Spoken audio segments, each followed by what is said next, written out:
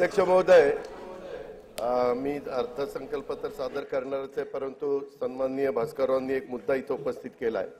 मी देखील कालपासून पेपरला किंवा टीव्हीला काही काही बघतो.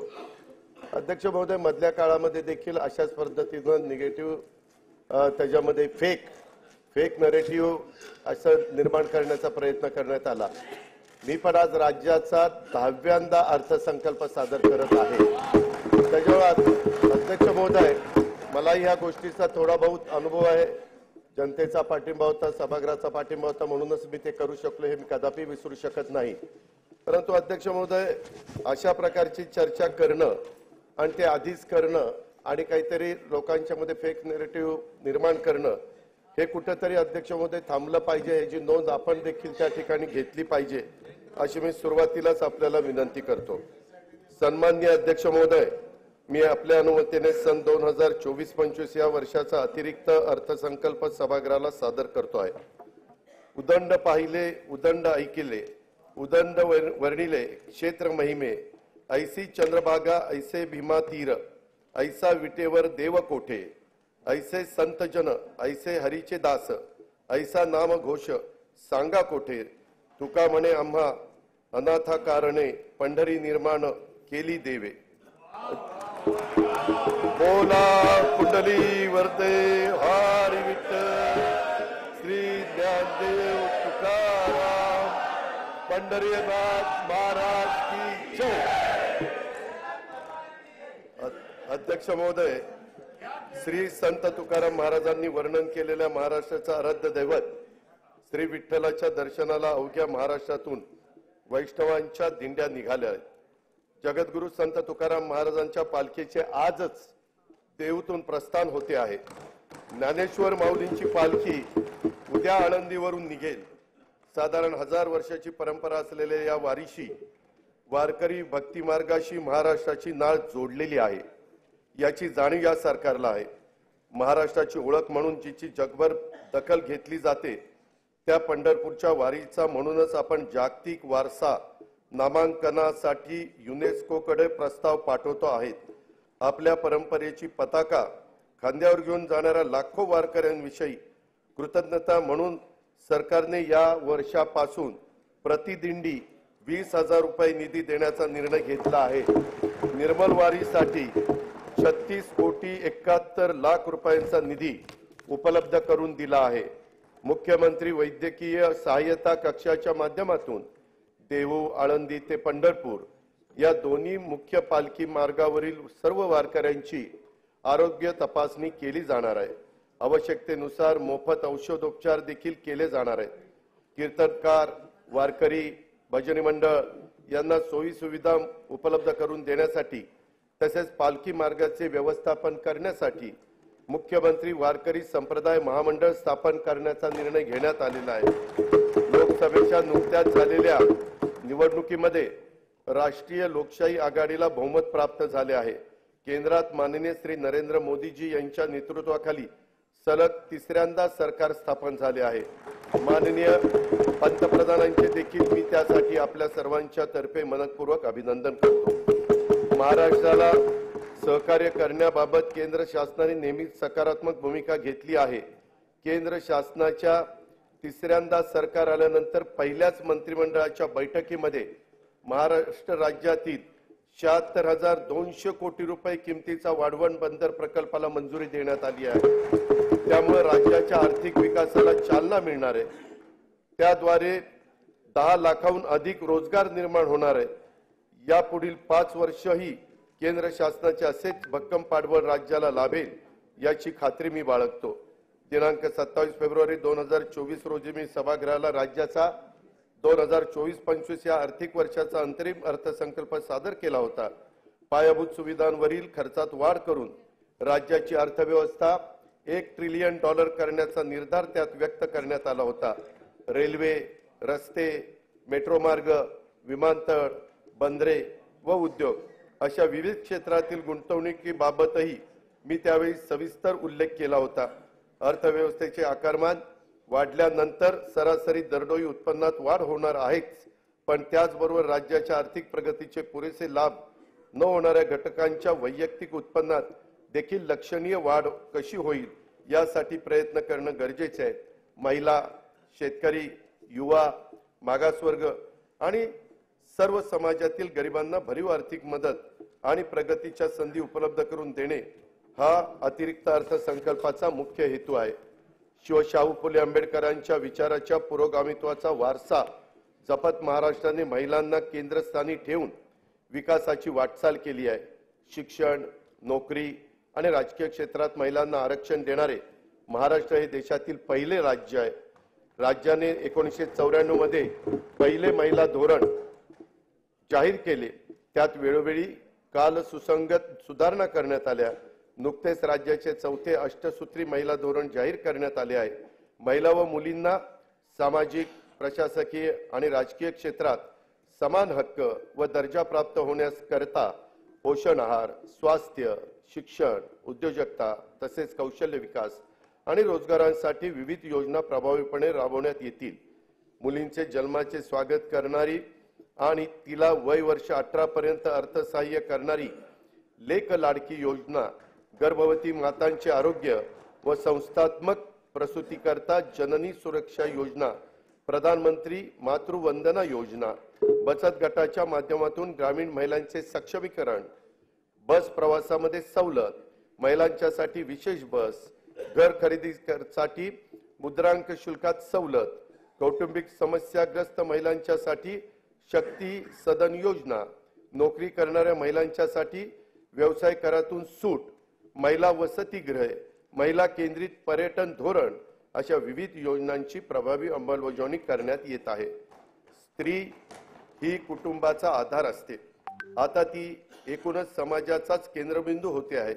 कुटुंबाचं व्यवस्थापन आणि अर्थार्जन अशा दोन्ही आघाड्यांवर ती लढते आहे। एक हाती कुटुंब सांभाळणाऱ्या, कर्तबगार मुलं घडवणाऱ्या महिलाही आपल्याला पाहायला मिळतात। वेगवेगळ्या परीक्षांच्या निकालाच्या वेळी तर मुलींची आघाडी हा तर आता नियमित होऊ पाहतो आहे। अशा आपल्या कर्तृत्वान माय भगिनींना संधीची कवाडे आणखी खुली करणे, त्यांना प्रोत्साहन देणे हे सरकार म्हणून आपले कर्तव्यच आहे। म्हणून आमच्या लेकी बहिणींच्यासाठी मुख्यमंत्री माझी लाडकी बहीण योजना ही महत्वाकांक्षी आणि व्यापक योजना आज मी घोषित करत आहे। महिलांचे आर्थिक स्वातंत्र्य व स्वावलंबन, आरोग्य व पोषणासहित सर्वांगीण विकासासाठी या योजनेअंतर्गत वय 21 ते 60 वर्ष वयोगटातील पात्र महिलांना शासनातर्फे दरमहा 1,500 रुपये प्रदान करण्यात येतील। मुख्यमंत्री माझी लाडकी बहीण योजनेसाठी दरवर्षी 46,000 कोटी रुपयाचा निधी उपलब्ध करून देण्यात येईल। योजनेची अंमलबजावणी जुलै 2024 पासून करण्यात येईल। आपल्या शासनाने सन 2023-24 पासून लेक लाडकी ही योजना सुरू केली आहे। मुलींच्या जन्मापासून ती 18 वर्षाची होईपर्यंत तिला टप्प्याटप्प्याने एकूण 1,01,000 रुपये प्रदान करण्यात येतात। पिवळ्या आणि केशरी शिधापत्रिका धारक कुटुंबात दिनांक 1 एप्रिल 2023 रोजी किंवा त्यानंतर जन्म झालेल्या कन्येला हे अर्थसहाय्य करण्यात येतं। दिनांक 1 मे 2024 नंतर जन्माला आलेल्या व्यक्तींच्या नावाची नोंद शासकीय दस्तऐवजांच्या मध्ये त्यांचं नाव, नंतर आईचं नाव, नंतर वडिलांचं नाव आणि नंतर आडनाव या क्रमाने करण्याचं बंधनकारक देखील करण्यात आलेलं आहे। या वर्षीच्या अंतरिम अर्थसंकल्पात मी महिलांच्यासाठी स्वयंरोजगार निर्मिती तसेच सुरक्षित प्रवासासाठी पिंक ई रिक्षा योजनेची घोषणा केली होती। योजनेच्या पहिल्या टप्प्यात राज्यातील 17 शहरात 10,000 महिलांना रिक्षा खरेदीसाठी अर्थसहाय्य करण्यात येईल। या योजनेच्या करता 80 कोटी रुपयांचा निधी उपलब्ध करून देण्यात येईल। शुभमंगल सामूहिक नोंदणीकृत विवाह योजनेत लाभार्थी मुलींना देण्यात येणारे अनुदान पहिलं 10,000 रुपये होतं, आता ते 10,000 रुपयावरून 25,000 रुपये करण्यात आले आहे। राज्यातील सर्व आरोग्य उपकेंद्रात स्तन, गर्भाशय, मुखाच्या कर्करोग तपासणीसाठी उपकरणे व साहित्य उपलब्ध करून देण्यात येईल। त्यासाठी 78 कोटी रुपये निधीची तरतूद करण्यात येईल। रुग्णांची विशेषतः आमच्या गरोदर माता व बालकांची आरोग्य संस्थेत मोफत ने-आण करण्यासाठी 3324 रुग्णवाहिका कार्यरत आहेत। त्यातील जुन्या रुग्णवाहिकांच्या जागी नव्या रुग्णवाहिका उपलब्ध करून देण्यात येतील। महिलांची पाण्यासाठी होणारी पायपीट थांबवण्यासाठी हर घर नल हर घर जल संकल्पनेअंतर्गत जल जीवन मिशन कार्यक्रमातून ग्रामीण भागातून 1,25,66,986 घरांना न जोडणी देण्यात आली आहे। राहिलेल्या 21,04,932 घरांसाठीचे काम प्रगतीपथावर आहे। स्वयंपाकांच्यासाठी वापरल्या जाणाऱ्या इंधनाचा आणि महिलांच्या आरोग्याचा फार जवळचा संबंध असतो। महिलांच्या आरोग्याच्या नेहमीच तक्रारी कमी करायच्या असतील तर त्यांना स्वच्छ इंधन पुरवणं ही आपली जबाबदारी आहे। LPG गॅसचा वापर त्या दृष्टीने सर्वात सुरक्षित असल्याने या इंधनाचा वापर वाढवला पाहिजे।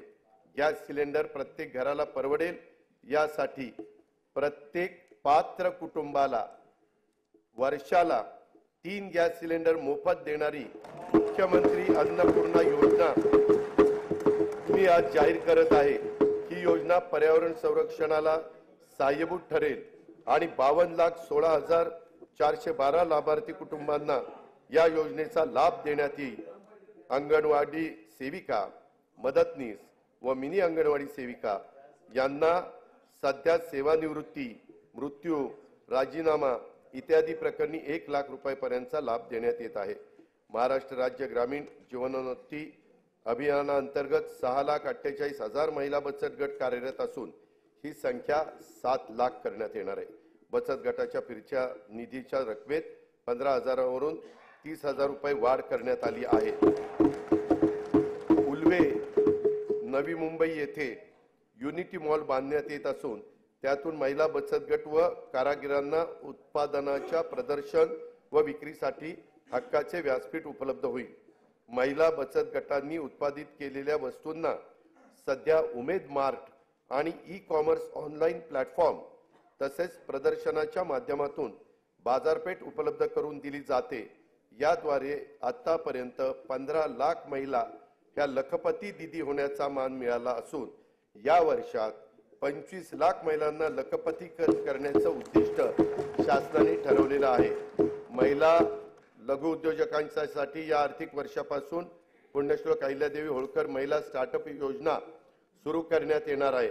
स्टार्टअपच्या अनुषंगाने अखिल भारतीय स्तरावरील महासंमेलन राज्यात आयोजित करण्यात येईल। पर्यटन क्षेत्रातील महिला लघु उद्योजकांनी 15 लाख रुपयांपर्यंत घेतलेल्या कर्जावरील व्याजाचा परतावा शासनाकडून करण्यासाठी आई योजना सुरू करण्यात आली आहे। त्यातून 10,000 रोजगार निर्माण होणार आहे। महिला व बालकांविरुद्धच्या अत्याचाराचे खटले देखील चालवण्यासाठी 100 विशेष जलद गती न्यायालयांना आवश्यक तो निधी राज्य शासन उपलब्ध करून देत आहे। राज्यामधील व्यावसायिक शिक्षणामध्ये मुलींचं प्रमाण वाढवण्यास शासन कटिबद्ध आहे। अभियांत्रिकी, वास्तुशास्त्र, औषध निर्माण शास्त्र, वैद्यकीय तसेच कृषी विषयक सर्व व्यावसायिक पदविका अभ्यासक्रमासाठी प्रवेशित 8 लाख रुपयांपर्यंतच्या वार्षिक कौटुंबिक उत्पन्न असणाऱ्या इतर मागासवर्ग तसेच आर्थिक दृष्ट्या दुर्बल घटकातील मुलींना शिक्षण शुल्क व परीक्षा शुल्कामध्ये 100% प्रतिपूर्ती करण्यात येईल। अध्यक्ष महोदय, या निर्णयाचा लाभ सुमारे 2,05,000 मुलींना होणार आहे। शैक्षणिक वर्ष 2024-25 पासून ही योजना सुरू करण्यात येणार असून सुमारे 2,000 कोटी रुपयांचा भार दरवर्षी राज्य सरकार याकरता उचलणार आहे।